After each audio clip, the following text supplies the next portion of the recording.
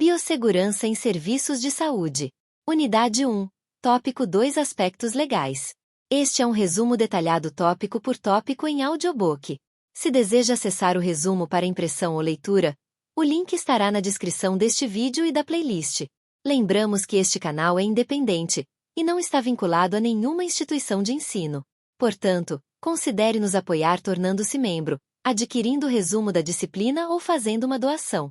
Não esqueça de curtir o vídeo e compartilhar com sua turma. Bons estudos! Saúde do trabalhador.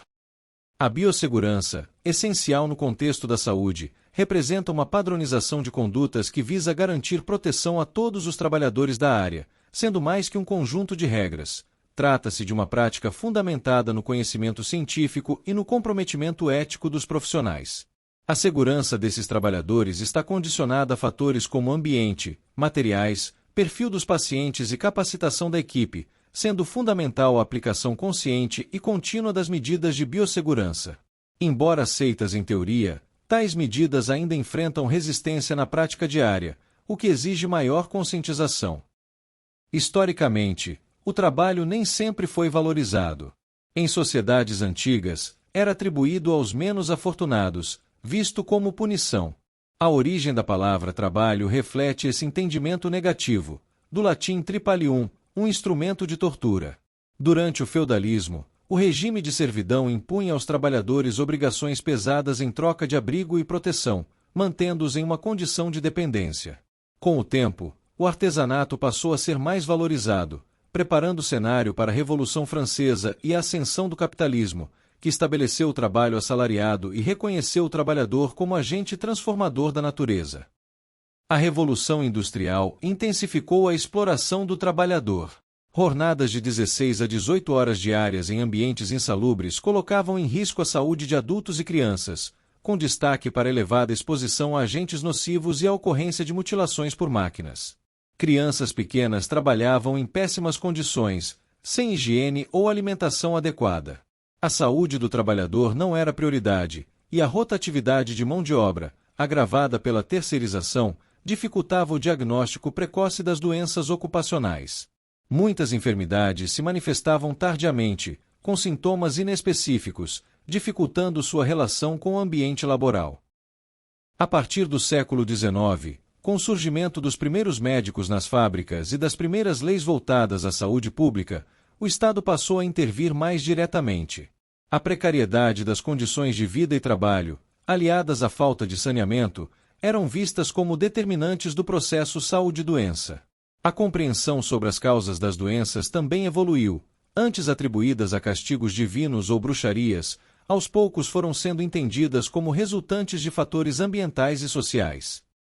No século XX, com o avanço da biologia molecular e das pesquisas em microbiologia, surgiram novas exigências de segurança, especialmente no manuseio de micro-organismos, substâncias químicas e radioativas. Nesse contexto, a biossegurança passou a ser incorporada naturalmente, principalmente no que tange à higiene, como a lavagem das mãos, essencial no bloqueio da transmissão de vírus e bactérias. O Brasil, acompanhando essa evolução, publicou em 1988 sua primeira resolução sobre biossegurança e, posteriormente, em 2005, sancionou a Lei nº 11.105, regulamentando atividades com organismos geneticamente modificados. A biossegurança passou a ser aplicada em múltiplos espaços: hospitais, clínicas, indústrias, laboratórios, universidades, entre outros, sendo respaldada por leis que garantem a condução segura das pesquisas e práticas tecnológicas. Seu objetivo é prevenir riscos que possam comprometer seres vivos, o ambiente e a saúde pública. A compreensão dos conceitos de saúde e doença sempre foi desafiadora, pois variam conforme a cultura, o tempo e as condições sociais de cada indivíduo. A doença pode afetar apenas uma parte do corpo, enquanto a enfermidade compromete o ser como um todo. Assim, é possível que alguém com uma patologia crônica sinta-se saudável, e alguém aparentemente sadio sinta-se mal, por razões subjetivas. A saúde, portanto, não é apenas ausência de doença, mas resultado de interações entre indivíduo, sociedade, ambiente e cultura. O processo saúde-doença é dinâmico e influenciado por fatores como moradia, renda, alimentação, educação, saneamento e condições de trabalho. A microbiologia, com cientistas como Robert Koch e Louis Pasteur, revolucionou a compreensão das doenças. Koch descobriu os agentes causadores da tuberculose e do carbúnculo, enquanto Pasteur desenvolveu vacinas e demonstrou que micro-organismos eram responsáveis pelas enfermidades, descartando explicações místicas. Essas descobertas impulsionaram medidas profiláticas e sanitárias que reduziram significativamente doenças infecciosas como peste, malária e varíola. O gesto de cobrir a boca ao tossir, por exemplo, tornou-se comum após a comprovação da transmissão de micro-organismos por via aérea. A teoria da unicausalidade, proposta com base nessas descobertas, permitiu identificar os agentes etiológicos das doenças e implementar medidas preventivas mais eficazes. A vacina BCG, criada em 1921, exemplifica os avanços da medicina preventiva, sendo eficaz contra a tuberculose, especialmente em crianças. A microbiologia consolidou a medicina como ciência, libertando-a de explicações religiosas ou mágicas e fundamentando sua prática em evidências. A Organização Mundial da Saúde, OMS, com sede em Genebra, define saúde como completo bem-estar físico, mental e social. Essa definição, embora ampla, norteia políticas públicas e reforça a saúde como direito humano fundamental. O Brasil, como membro ativo da OMS, participa da construção de políticas globais de saúde e defende o acesso universal e equitativo à saúde. Essa perspectiva considera a saúde um valor coletivo, a ser garantido a todos, sem distinção de raça, credo, ideologia ou condição socioeconômica, reafirmando seu caráter essencialmente social e universal. Acidentes de trabalho. A Revolução Industrial, iniciada no século XIX, trouxe profundas transformações no modo de produção, e com isso impactou drasticamente a saúde dos trabalhadores. A valorização das máquinas e a busca por produtividade intensificaram as jornadas de trabalho, tornando o ambiente laboral mais insalubre e perigoso. As más condições de vida nas cidades e a negligência com a segurança resultaram em um aumento significativo das doenças ocupacionais e acidentes de trabalho. A precariedade se tornou uma realidade constante para os operários da época. Com o final da Primeira Guerra Mundial e a criação da Organização Internacional do Trabalho, OIT, em 1919, por meio do Tratado de Versalhes, iniciou-se um processo de regulamentação das condições laborais, visando reduzir os danos à saúde dos trabalhadores e promover desenvolvimento com dignidade.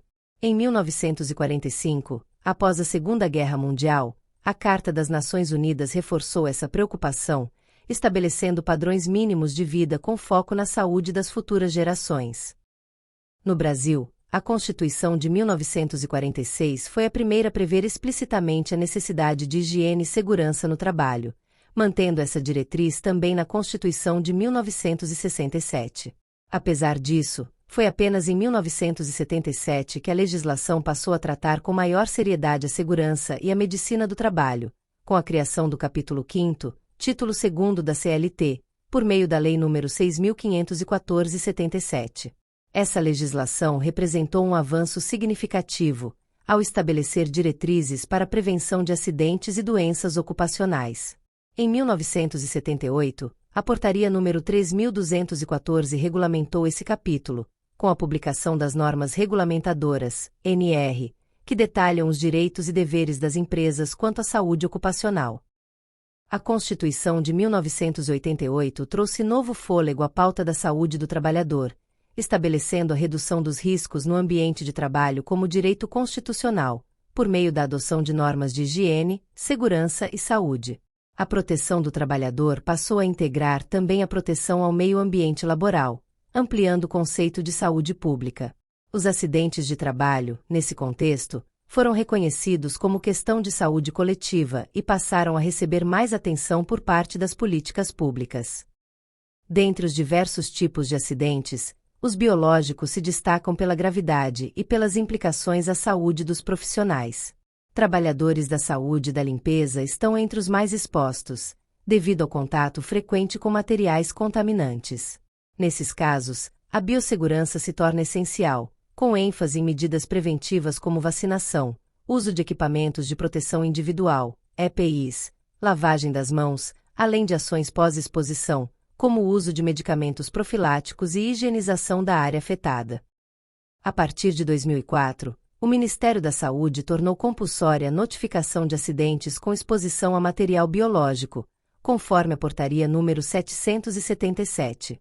Essa medida reforça a importância do monitoramento dos acidentes e da vigilância sanitária, inserida como competência do Sistema Único de Saúde, SUS, pela Lei nº 8080/1990.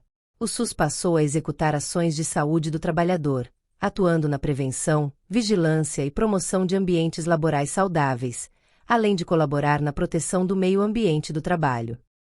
Tradicionalmente, o tratamento dos acidentes de trabalho era de competência da Previdência Social, que oferecia amparo financeiro ao trabalhador lesionado, e do Ministério do Trabalho, que estabelecia normas de segurança.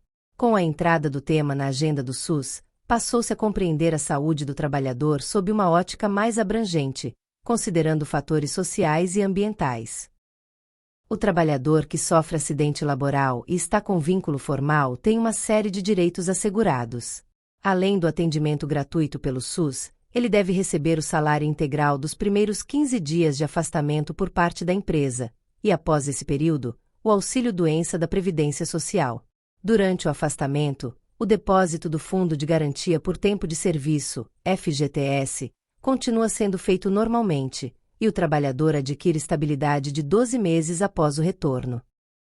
O novo paradigma da saúde ocupacional propõe avaliar os acidentes e doenças de forma a antecipar mudanças nos ambientes de trabalho, eliminando ou reduzindo riscos. Todos os trabalhadores, independentemente do regime de contratação, estatutário, seletista ou temporário, têm direito à segurança no exercício de suas funções. O principal direito é o acesso à informação sobre os riscos que suas atividades envolvem. Uma metáfora ilustrativa sobre acidentes de trabalho é a história de um barco que começa a afundar por causa de um furo. A solução só é encontrada quando todos os ocupantes se unem, identificam o problema, tomam medidas preventivas e agem com foco no objetivo comum de alcançar a margem.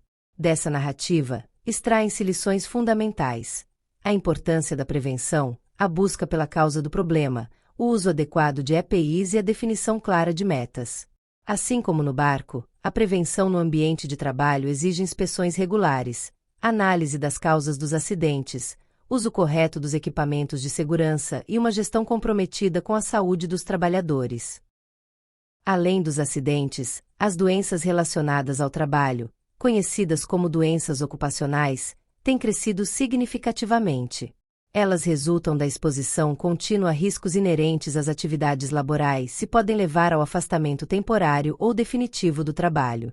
Essas doenças se desenvolvem de forma lenta e progressiva, muitas vezes passando despercebidas até atingirem estágios mais graves. O trabalho é uma atividade central na vida do ser humano e, juntamente com outros fatores sociais e econômicos, determina os níveis de saúde da população.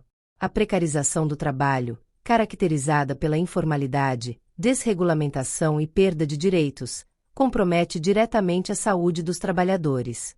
Isso se reflete na crescente terceirização, que fragiliza o vínculo entre trabalhador e empresa, reduz a qualidade de vida, dificulta o cumprimento das normas de segurança e aumenta a instabilidade no emprego.